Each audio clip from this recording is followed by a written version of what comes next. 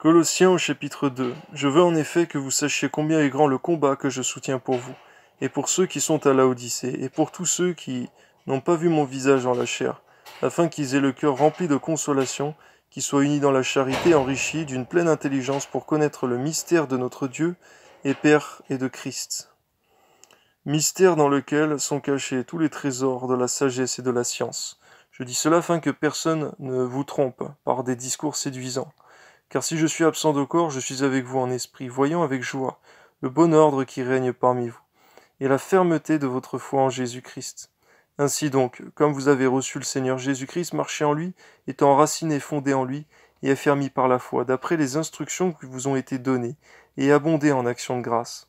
Prenez garde que personne ne fasse de vous sa proie, par la philosophie et par une vaine tromperie, s'appuyant sur la tradition des hommes, sur les rudiments du monde et non sur Christ, car en lui habite corporellement toute la plénitude de la divinité. Vous avez tout pleinement en lui, qui est le chef de toute domination et de toute autorité.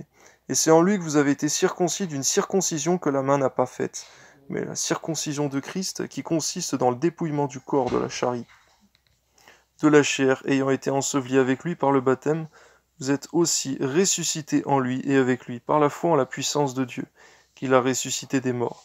Vous qui étiez morts par vos offenses et par l'incirconcision de votre chair, il vous a rendu à la vie avec lui. En nous faisant grâce pour toutes nos offenses, il a effacé l'acte dont les ordonnances nous condamnaient et qui subsistait contre nous. Il a détruit en le clouant à la croix. Il a dépouillé les dominations et les autorités, les a livrées publiquement en spectacle en triomphant d'elles par la croix. Que personne donc ne vous juge au sujet du manger ou du boire, au sujet d'une fête ou d'une nouvelle lune, ou des sabbats. C'était l'ombre des choses à venir.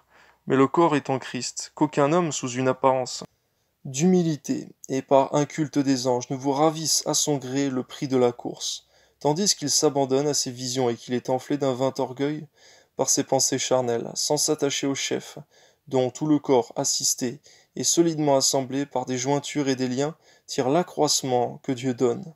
Si vous êtes mort avec Christ au rudiment du monde, pourquoi, comme si vous viviez dans le monde, vous impose-t-on ces préceptes? Ne prends pas, ne goûte pas, ne touche pas. Préceptes qui tous périssent par l'usage, et qui ne sont fondés que sur les ordonnances et les doctrines des hommes. Ils ont à la vérité une apparence de sagesse, en ce qu'ils indiquent un culte volontaire, de l'humilité et du mépris du corps, mais ils sont sans aucun mérite et contribuent à la satisfaction de la chair.